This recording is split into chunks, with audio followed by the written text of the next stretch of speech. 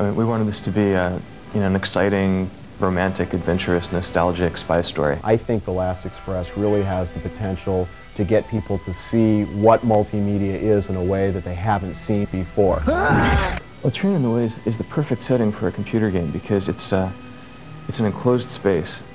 It's something that you can represent the 7 cars of the train, with great detail. And within that closed space, you can give the player great freedom to maneuver. If you want to see the way the Orient Express was at the height of its period, when it got its name as being the cultural icon that it is, you can look at our game and say, this is a pretty good guess.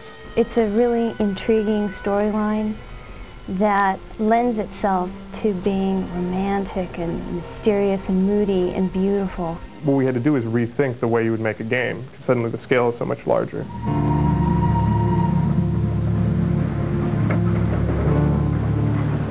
The Last Express is a mystery adventure that takes place on the Orient Express in 1914. Europe is literally on the eve of World War I. And you play a character, Robert Kath, who has been called to the train and arrives late. Certain things have happened before you've even made it to the train that are going to affect the rest of your voyage. The characters on the train represent many of the forces that brought about World War I. You have a German industrialist, you have a British spy, you have a young Russian anarchist, you have the remnants of the old power of the Tsar and his young and innocent granddaughter. The story itself is the puzzle.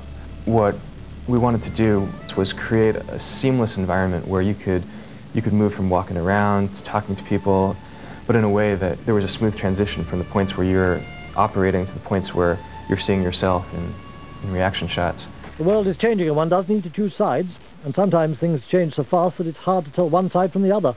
To me, the puzzle pieces in this game are the characters. If you don't get what's going on, you lose. You come up to a character and you can click on a character, you can give the character something, and there's also a slipperiness to the characters. Sometimes you can't get to them fast enough, so you actually have to follow them through the train. You could listen to what they're doing, and then at that point you might want to interact with them. The thing that I think makes our game the most unique technically, and definitely the biggest challenge for us all along, has been what we call the character logic, or creating this illusion of life that you have as you move through this 3D journey. Each character, and there's about 35 substantial characters, has this sort of set of routines that they go through. And basically they're going through and they're interacting with each other, and there's all these sub-stories winding back and forth, but the fact that the player is there causes events to happen earlier than they would have, causes them to happen in a different sequence, or causes completely new events. It's being scripted as the player plays it, and I think if you take the game home and play it, you're going to see things, combinations that we never saw here and never planned. Within this real rich story, you've got these traditional game puzzles where you have to solve things and figure out how to open magic boxes and how to discover the secret keys so that you can open up the doors along the train, and how to avoid the conductor, and so you can sneak in to people's compartments and climb out their window and look in on other people. The Last Express really focuses on attention to detail. The historical research that's gone into this product is phenomenal, and that's translated into every frame that the player will see when they're playing this game. Because I didn't know anything about trains. Nobody on the project was a train expert, so we really wanted to find an actual train car. These train cars that they used in 1914 were made of wood. They switched to steel-bodied cars after the war, but these teak cars, the ones that hadn't been destroyed in the course of World War I, well, most of them were destroyed during World War II.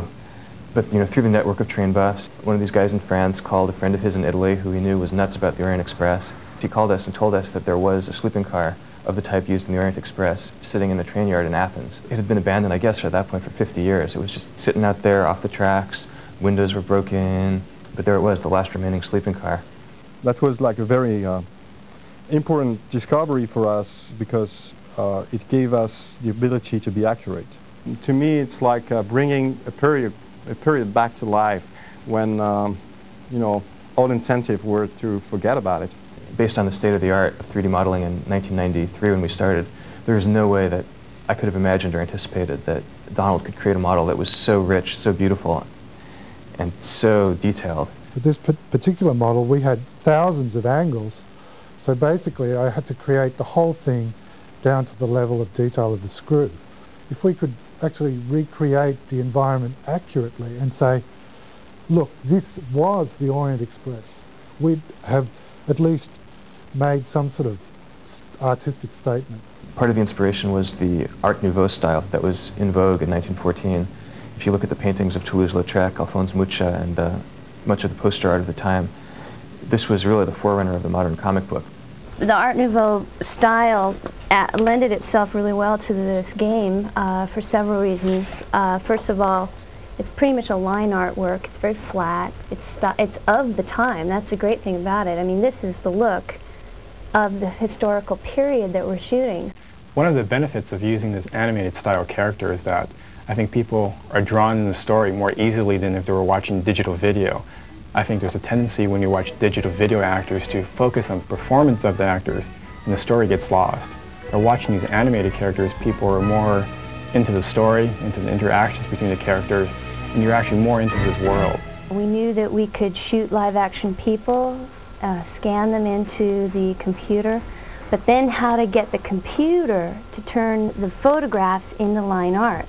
That entails taking that footage, converting it to black and white ink drawings, basically. Then the artists go back and fill in color into these ink drawings and grab the faces of the characters, which is why it's called grab face. You know, we cast actors that we thought would look good when they were turned into cartoons, which is a conscious selection of physical types. You know, we looked for people with strong features that, you know, when they were made up and turned into cartoons, you could spot them coming down the corridor a mile away. The technical challenges behind that were enormous because, you know, instead of just filming a character from one angle, you have to film that character from 7 or 8 angles. For instance, if you walk into the restaurant car, you can see somebody sitting at a table, you know, eating or talking to somebody, and if you suddenly go to the other side of it, you'll see the other view of them. Most important thing in terms of getting the characters to actually look like they're in the train, to look like they're in the space, is to have the camera angles match. What we did was we actually took the film set and constructed this long corridor and had actors walk up and down it and kind of sat there with video compositing tools on the set and tried to match them to the rough renders that we had already coming in with us. When a character is walking towards you and meets your eyes for a moment in the corridor, you can believe, wow, he really looked at me. It's one thing to imagine all the elements in isolation, and it's quite another thing to see them all working together. And to see the timing and the editing and the dramatics and the soundtrack and the music build up, that to me is the most exciting thing. And then to see the special effects. You'll see a train blowing up as it crosses the bridge, a bridge collapsing behind the train. Bringing sort of Hollywood techniques into play, we were able to get an effect that I think is really great for the player. You've got crowd scenes, you've got a dog, you've got children, fights, stunts, people climbing on top of trains, people jumping off of trains. The way the characters go around and talk to each other, all this is accurate. Are you reading about Madame Caillot? I don't believe we've been introduced. The environment is very seamless and integrated, but it's all done within the context of the game and within the story, so you really believe you are there. And history is a true drama in which we're living. To the extent that you can recreate a world and bring people into it, you bring history alive in a really stunning, vivid, intense way. People play it as a game, but they also learn at the same time about a world that's vanished now and that we should remember. What you're seeing on the screen is something that's alive inside the computer. Hopefully as the player gets deeper into the story and learns, you know, what's going on and what all these characters are about, I hope that you'll develop an emotional response that's a little deeper and more complex than a simple question of good guys and bad guys.